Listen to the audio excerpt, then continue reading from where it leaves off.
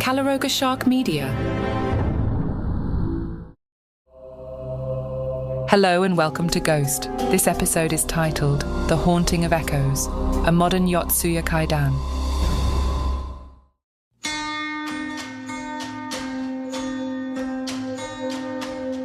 In the heart of Tokyo, where the modern world clashes with the ancient, the story of Miho unfolds. A tale soaked in betrayal and veiled in the mists of the supernatural, echoing the tragic essence of the Yotsuya Kaidan. Miho was a woman of unparalleled beauty and kindness, the cherished wife of Kenji, a man whose heart, however, was as fickle as the spring breeze. As a software developer, Kenji's life was a tapestry of code and innovation, a stark contrast to Miho's world, rooted deeply in tradition and the arts. Their home was a peculiar fusion of the new and the old, much like Tokyo itself, with Miho's calligraphy scrolls hanging beside Kenji's multiple monitors. Their love story began like any other, shrouded in happiness and promises of eternal devotion. Yet, as Kenji's career took off, he found himself ensnared in the web of corporate ambition and the charms of a colleague, Akemi. As Kenji and Akemi's affair deepened, Miho's heart crumbled, but not once did her love waver, nor did her hope that Kenji would return to her in both body and soul.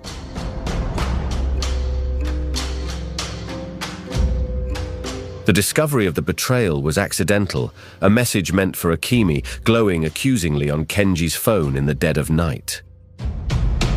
The night air hung heavy with tension as Miho confronted Kenji in the dimly lit hallway of their home. The shadows cast by the moonlight through the sliding doors danced on the walls, mirroring the turmoil within. Her voice, usually soft and melodic, was laced with a tremble of betrayal. "Kenji, how could you?" Miho's eyes, once filled with love, now bore into him with a mixture of pain and disbelief. "I saw the messages on your phone. Akemi, after all our promises?" Kenji, his back against the wall, felt the weight of his secrets closing in. "Miho, it's not what you think. It was a mistake, a moment of weakness." His voice rose in desperation, his hands gesturing wildly, trying to weave a net of words to capture his crumbling facade. "Is our love so weak to you? Am I?" Her voice cracked, the hurt evident in her trembling form. The room felt smaller, the air thicker, as if their shared history was collapsing into this single moment of truth. "It was nothing, Miho. I swear it meant nothing," Kenji pleaded, his own heart fracturing under the strain of his actions. He took a step forward, reaching out to her, yearning to bridge the gap his betrayal had wrought. "Don't," she whispered, stepping back, her voice a mere echo of their shared dreams.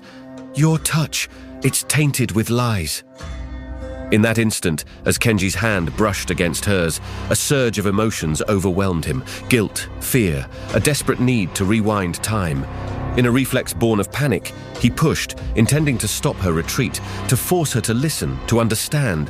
But the push, unintended in its force, met Miho's step backward, her foot catching on the edge of a rug, her balance lost in the confusion of heartbreak and confrontation.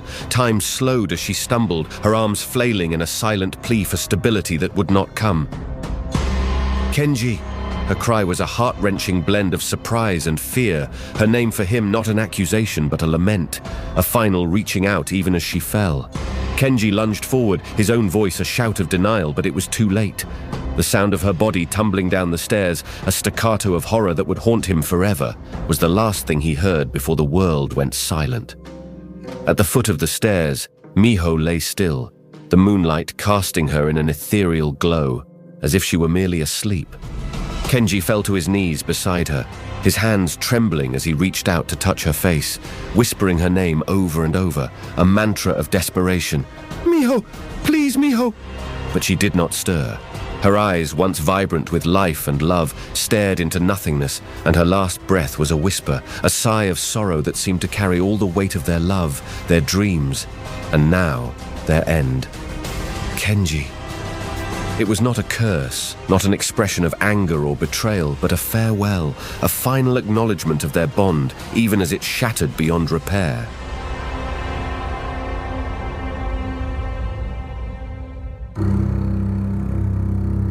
Kenji, in his panic and guilt, concealed the truth of Miho's death, fabricating a tale of a tragic accident during a solitary walk. Yet the fabric of reality in their home began to warp, as if refusing to cloak the truth. Strange occurrences, objects moving on their own, cold spots in rooms filled with warmth, and the faint sound of calligraphy brushes sweeping across paper, began to haunt Kenji, each event a stark reminder of Miho's presence. It was in the glow of his computer screen, during the lonely hours of the night, that Kenji first saw Miho's reflection.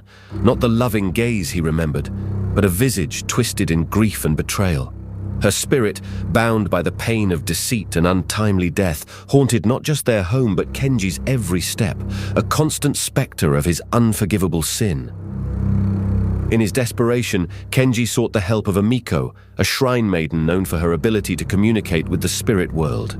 She revealed that to appease Miho's restless spirit, Kenji must undertake a journey of atonement, retracing the steps of their love story.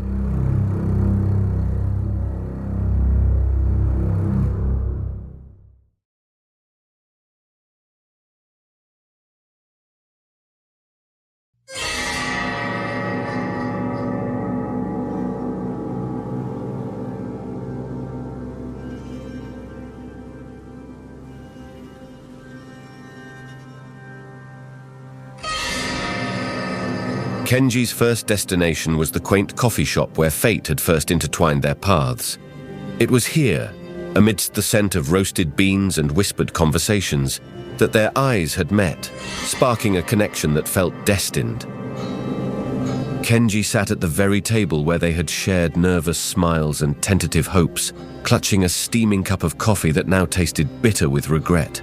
He whispered an apology into the void, hoping somehow it would reach Miho, wherever her spirit rested.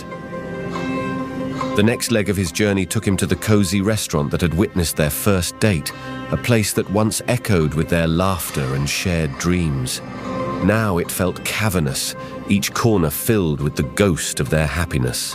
Kenji ordered their favorite dish, the one they had promised to share every anniversary, but the flavors turned to ash in his mouth. He left a note beneath the plate, a written plea for forgiveness, a token of his remorse left in the hope that Miho's spirit might find it and understand the depth of his sorrow. Finally, Kenji returned to their home, the epicenter of their shared life and the scene of its tragic end. The air was thick with silence, each room a mausoleum of their love. He moved slowly through the house, pausing in doorways, touching objects that still held traces of Miho's presence. In the dim light of the hallway, where their fateful argument had taken place, Kenji fell to his knees, overwhelmed by the weight of his actions. Here, he spoke aloud his deepest regrets, his voice cracking with emotion, as he begged for Miho's forgiveness, for a sign that she could hear him, that she could release him from the chain of guilt that bound him to her memory. It was a plea for both their sakes, a hope that in forgiving him, her spirit might find peace, and he could begin to forgive himself.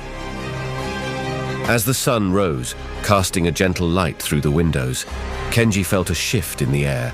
The oppressive weight that had hung over the home lifted, replaced by a sense of peace he hadn't felt since Miho's passing.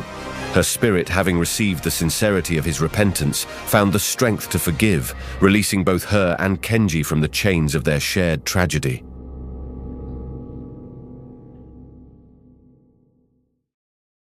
Ghost is a Calaroga Shark media production, written and hosted by Alexander Ian McIntyre, produced by Mark Francis, executive producers Mark Francis and John McDermott. Portions of this podcast may have been created with the assistance of AI.